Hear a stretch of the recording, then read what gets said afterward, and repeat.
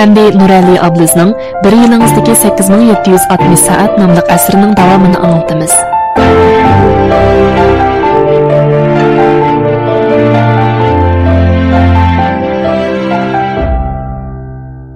Altıncı bab. Muvaffaqiyat mağlubiyetten başlanады. Taң görüştün burun qarаңғы keçi idi. Muvaffaqiyat ətrafıda mağlubiyetinin qoşunları var. Ma'lum bir tur uchun yerim kechigacha ishildingiz. Tuyuqsiz to't ketdi yoki kompyuteringiz ketib qoldi. Chatoq yeri hujjatni texi saqlamagan edingiz. Qancha kech kunduz qilgan amgakingiz bir xil yo'q bo'ldi. G'arg'in badaningizni so'rab, jafoliq ishlayotganingizga xili bo'lgan edi. Tuyuqsiz kelgan zarbidan yo yig'lashni, yo kulishni bilolmay qoldingiz. O'ruqlash uchun butun kuchingiz bilan chiniqdingiz. Chiniqish uydagi yugurish mashinasining ustiga badaningizdan oqqan ter tomchilari yomg'irday quyildi. Bir tishlam ortiq yeyishga petinolmagan edingiz. Ammo taroziga chiqib qarag'iningizda tarozining istirgisi yanada burungi sonini ko'rsatib turardi. Siz hatto tarozi buzilib qolgan o'xshaydi deb o'yladingiz. Orqadan bu taqdirning adolatsizligidan zarlandingiz. Men nimishqa o'ruqlayman? Nimishqa boshqalar qo'lidagi yisimi samirib ketmaydi? Ma'lum bir imtihon uchun butun kuchingiz bilan o'rgandingiz. Darsni astoydil anglab, darsdan tushganda ko'ngil qo'yib takror qildingiz. Ammo 3-chi qitim, 4-chi qitimlardami natijangiz yanada shunchalik tuvan. Orqa-orqadan kelgan mag'lubiyat sizni hatto aqliy qobiliyatingizni gumon qiladigan holatga tushirib qo'ydi. Agar beshingizdan shunday kunlar o'tgan bo'lsa, muborak bo'lsin. Muvaffaqiyatga yana bir qadam yiqilibsiz. Mag'lubiyat muvaffaqiyatning onasi emas, ammo qo'shnisi. Muvaffaqiyatning atrofida mag'lubiyat otliq qo'shinlar o'ltiraqlashgan. Har qatim muvaffaqiyatni izlab boqganingizda, chekkaningiz mag'lubiyatning ishki bo'lib chiqdi. Ammo hamon bir kuni siz izlagan ishni topsiz. Mag'lub bo'lib odam kishini andishiga soladi. Agar yoshlig'ingizni ko'proq chiniqmasangiz, kunlarning birida og'ir mag'lubiyatga uchrab qolsangiz, uning salmoqini ko'tarishga qurbitingiz yetmay qolishi mumkin. Beijing universitetida o'qiyotgan vaqtimda har yili bir o'quvchi halok bo'ladi. Men oliy maktabga o'tgan tunji yili yana bir saboqdishim turmushda umidsizlikka uchraganlik sababi bilan o'zini nobud qildi. Odamni texmi ichindirdig'ini shuki, u o'z hayotini nobud qilib qolmay, yana ikki o'quvchining birini og'ir yaralandirdi. Yana birining yuzida og'ir totuq, qalbida umrlik o'kinish qoldirgan. Yana shu yili o'g'inishi ajoyib yaxshi. GPA imtihonida 3.9 nomer, asli to'liq nomer 4 nomer edi. Ana shundoq yuqori nomer olgan yana bir o'quvchi tuyuqsiz yo'qolib ketdi. Ularning nima uchun mana shundoq yo'llarni tanlaganligini hech kim bilmaydi. Nurg'un kishilar Beijing universitetiga o'tgan o'quvchilar olli-burun boshqalar havas qiladigan turmushga erishdi. Ular yana nimadan norozi bo'ladi deb o'ylaydi. Ammo sababmi dal shu yerda. Ular hamma ishi o'ngishliq bo'lib ko'nib qolg'ashqa, kichikkina zarbaga bardosh bera olmay qolgan. Buningdek ishlar har qaysi joylarda, har qaysi oliy maktablarda yuz berib turdi. Sababi har xil. Asosiy sabablardan muhabbatidan ayrilib qolish, o'g'inish jihatda umidsizlikka uchrash, kishilik munosabatni to'g'ri bir taraf qilolmaslik, nomratlik qatorliqlar. Boshqalarning nazarida hech qancha gap emas deb qaralgan umidsizliklar o'sha yoshlarning qalbida hal qilg'ili bo'lmaydigan qiyin masalalarga aylanib, qallasidan o'tkazilmagan. Hayotda nadimi oson ish bo'lsin. Qiyinchilik oldida yiqilmay tik tura olsangizlar, u sizni texmi kuchaytiradi. Wang Shining mundaq bir gapi bor. Nurg'un odamlar menga havas qiladi. Men Chu Shijanga havas qilaman. 2003-yili 52 yoshlik Wang Shi g'albilik holda Jumolangni cho'qqisiga chiqib, Jungodagi Jumolangni cho'qqisiga chiqqan yeshi eng cho'ng odam bo'lib qoladi. U tog'dan tushib, Yunnanning Aylov teg'iga kelganda shu yerda oplasin teriyotgan bir buvayni uchirtdi. Chu Shijan shu chaqda 75 yoshga kirgan. Wang Shi bu yerga kelgan chaqda beshig'i bir eski chiq qalpoq, uchisiga yirtiq ko'ylak kiygan bu buvay suv pompasini o'ngshab bergil kelgan ishchi bilan baho talashayotdi. 80 yuan. Yo'q, eng ko'p bo'lganda 60 yuan beraman. 80 yuan. Bir tiyin kam bo'lsa qilmayman. U ikkisi 20 yuan talashib 10 necha minut takallashdi. bir chetda qarab turgan Wang Shining ko'zlari namlandi. Ilgari davlat uchun 100 milliard yuanga yaqin bosh topshirgan bu peshqadam korxonachining 20 yil uchun buncha to'lishib ketadigan kunga qilishini kim o'ylagan? Ammo Wang Shini ta'sirlantirgani bu emas. Balki 70 yoshdan halqagan bu bovoyning ikkinchi qatim eglik tiklashdagi astoydilligi va tarsoligi edi. Opisini o'stirish oson ish emas. Ish yangi boshlangan chog'da Cho'shijan tepib kelgan dehqonlar 2 kun ishlabla jafoga chidamay qochib ketdi. Shuning bilan Cho'shijan 70 ga kirib qolgan ayoli bilan etizga chiqib ishlaydi. U etiz bishig'i bir kapi yasab olgan bo'lib, kunduzi etizni ishlab, kechda oshu kapida tunaydi. Qaram, mana bu bizning uyimiz, dedi buvay kulib turib. Yomg'ir faslida oplisining shoxlari egilishga boshladi. Er-xotin ikkisi ansirab kechalar uxlayolmadi.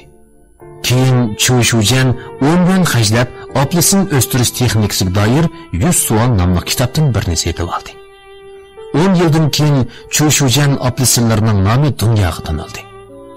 Hayot yo'li egizbas, agar to'qay bo'ladi. Mag'lubiyat qaysar odamlarni yiqitolmaydi. Cho'shujanning hayot kartinasini yoritib bergan bu e'lon so'zi sonsiz yoshlarga ilhom beg'ishlagan mashhur so'zga aylandi. Wang Shi Vanko guruhini qurib chiqqandan keyin ishxonadagi polga 2 jumla so'zni uyib oldi. Ularning biri Badon generalning mundaq bir jumla mashhur so'zi edi. Bir odamning muvaffaqiyatini baholashning o'lchami uning qanchalik egizga chiqqanligi emas, balki shu egizdan yiqilib tushgandan keyingi qonqish kuchi. Har qanday odam mag'lubiyatni boshdan kechiradi. Ba'zilar bir yiqilib qo'polmay yotadi. Ya'ni ba'zilar o'rnidan turadi. Cho'shujan bizga haqiqiy g'alaba qilguvchilarning qandoq bo'ladiganligini o'z amaliyati bilan ko'rsatib berdi. Mening ilgariki bir xizmatdishim oliy maktabning 2-yilligidagi chog'da eglik tiklashga boshlab, o'qish bitkazmay turibla yurtidan 2 yurish uy elib bo'ldi. O'qish bitkazgandan keyin Beyjingga kelib ishladi. Uzoqqa qolmay Beyjingdan uy setib oldi. Ammo bir qancha qitim tijoratda xatolashib qilib, butun dasmoyisidan ayrilib qoldi. Xizmatchilarining maoshini berish uchun Beyjingdagi uyini, yurtidagi uyini setib, burunqidan nomrod holga tushib qoldi. U bir kuni kechqurun qo'lidagi ishni tugatib, binodan pastga tushib, yaqinli joydagi bodkadan ozroq narsa olib yemoqchi bo'ldi. Bir kun osh qursoq ishlab qursoqlar tortishib ketgan xizmatdashim bodkaga yaqin borgandan keyin yanada bir tal poshkal olib yugudak pul qolmaganligini bayqabdi. Erim yaxshi bodkachi ayol uni tunibdi va uning bechora holatiga qarab, "Kel o'g'lim, ozroq bir narsa yeb ol. Pul bermasangmi bo'ladi", debdi. Agar bu kinolardagi manzar bo'lgan bo'lsa, balkim u pokkada yerga tizilib, quchoqlarini keng ochib, osmonga qarab urgan, ko'zlaridan taram-taram yoshlarni oqqizgan bo'ladi. Ammo uning ko'zidan yosh oqmadi, chunki reallik ko'z yoshiga ishonmaydi. Qiyinchilikqa yo'liqqanda yerda yetib yig'lasangiz, hech kim sizga nazar ko'zini selibmi qo'ymaydi. U yig'lamadi, zarlanmadi, umidsizlanmadi, to'xtamay tirishdi. Umidsizlik ichida qanchalik tirishqanligi to'g'risida hech kimga dodlamadi.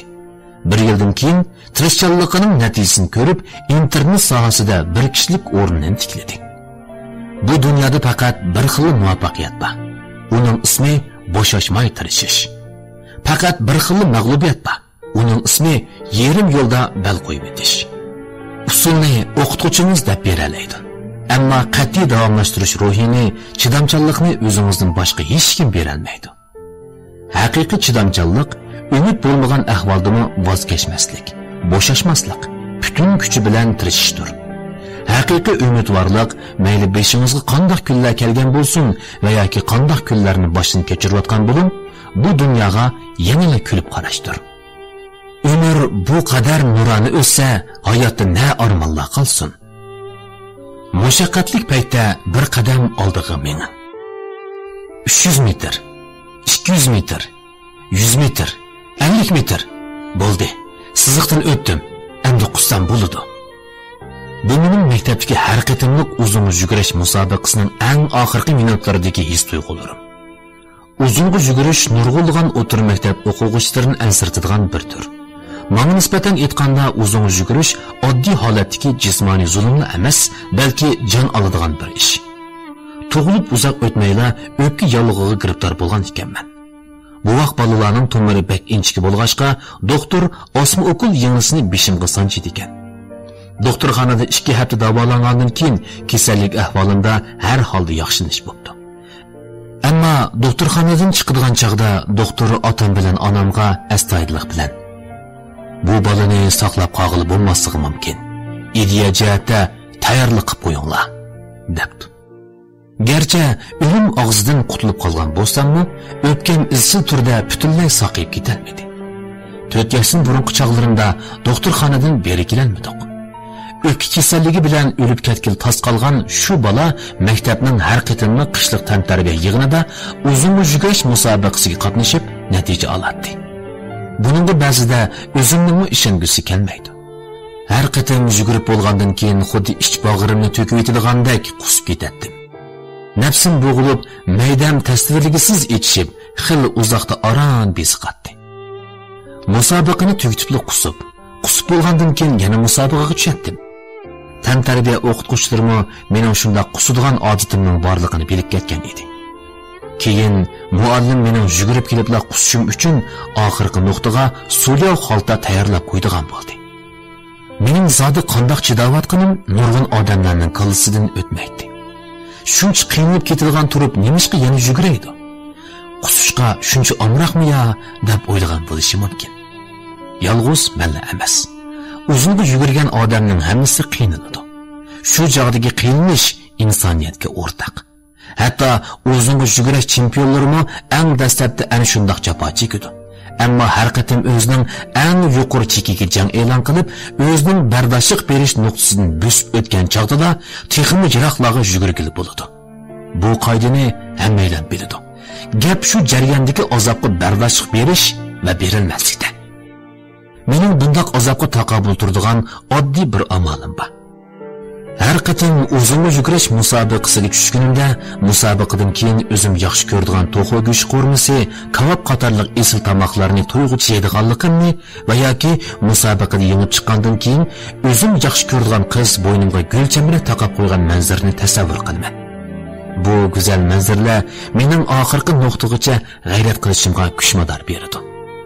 Oliy maktabga imtihon berish oldidagi 1 yil eng jafoliq o'tdi. Kash yetib, sahar turib takror qilardim. Har kuni faqat 4 soatli uxlaydim. O'zimga madad berish uchun Beijing universitetining rasmini besib chiqarib, ustalning yeniga chaplab olgan edim. Kechlik tomoqdan keyin qon-qanti yuqorilab ketgan bo'lg'achqa takror qilolmaydim. Bundaq chaqda 1 yildan keyin o'zimning Beijing universitetidagi nomsiz ko'l bo'yida o'zim yaxshi ko'rgan qiz bilan qo'l tutishib ketayotgan manzarni ko'z oldimga keltirdim.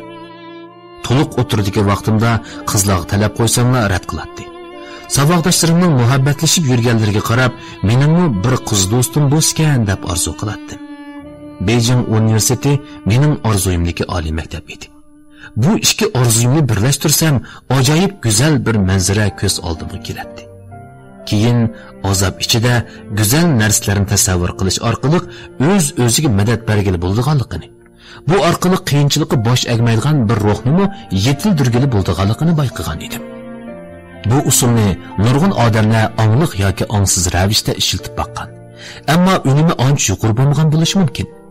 Tasavvurdan foydalanib, qiyinchilikni yengishdagi eng muhim hol shuki, tasavvur qilganda cho'qim tafsilotlargacha konkret o'ylash kerak. Qo'lni so'zibla tutquli bo'ladigandak darajaga yetmasa, unumi ko'ngildagidek bo'lmaydi. Masalan, oliy maktabni yengilib bitkizgan bir yosh tirishib ishlab bir uy setib olmoqchi bo'ldi. Agar faqat bir uy setilishini o'ylasa, ziyoda abstrakt bo'lib qolganligi uchun unumi degandek bo'lmasligi mumkin. Agar shirkatingizga yaqin joydagi bir o'ltiroq rayondan o'zingiz yoqtirgan bir yurish uyini ko'rib qo'ygan bo'lsangiz, har qatim ishlab, yerib, orom olg'ingiz kelganda, beshingizni ko'tiribla qad ko'tirib turgan binodagi siz olmoqchi bo'lgan uyni ko'ra olsangiz, bu chog'dagi kayfiyat o'xshamasligi mumkin. Hatto uyning qurilmasiga asosan qandoq bezashni, qaysi hujrni yotoq uy, qaysi hujrni qiroatxona qilish, qandoq uslubdagi uy saymonlarini elish, oshxonani qandoq bezashdan tortib, amroq ayolingiz bilan birlikda tomoq ustida o'ltirib, nima tomoqlarni yeyishgacha inchga ham konkret tasavvur qilsangiz, bu xil tasavvur, bu xil konkret orzuning sizga beradigan rag'batlantirish kuchi texmi zo'r bo'ladi. Shuning bilan texmi tirishib ishlab, orzuyingizni boldiroq reallik aylantirishga tirishasiz. Bu usulning muhim halqasi shuki, qancha konkret bo'lsa shuncha yaxshi. To'liq o'tirning 3-yilligidagi vaqtimda mundaq tasavvur qilardim. Petayotgan quyoshning shafaq nuri bulutlarni qizartgan bir kashqorin. Men yaxshi ko'rgan qiz bilan qo'l tutishib, yonma-yon mang'atdik. Adabiyot, muzika haqida, hayotlik va g'oya haqida paranglashdik. U chaqda orzuyimdagi qizning chiroyini, bo'yi egiz yoki pakarligini, qaltichash yoki sunbulchashligini, ko'zini taqaydigan yoki taqamaydiganligini texi bilmasammi, menga yanada zo'r ilhom bo'ladi. Bultur oxiri Braziliyaga bordim. Dunyo futbol lo'nqisi musobaqasini naq maydonda ko'rish orzuyimni reallikka aylantirdim. Kichigimdilla futbolga amroq edim. Hatto bir mahal kechda futbolni quchoqlab uxlaydigan chog'larim bo'lgan.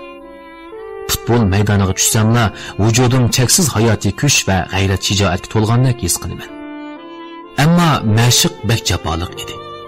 Har qatim mashq qilib o'tib, yondirg'im kelgan chog'da kunlarning birida naq maydonga berib futbol ko'rdiganligimni xiyol qilardim. Kuchli futbol komandalari bor davlatlar ichida Braziliyani eng yaxshi ko'raman. Brazilliklar futbolni xuddi usul o'ynagandek erkin, bemalol va chiroyli o'ynaydi.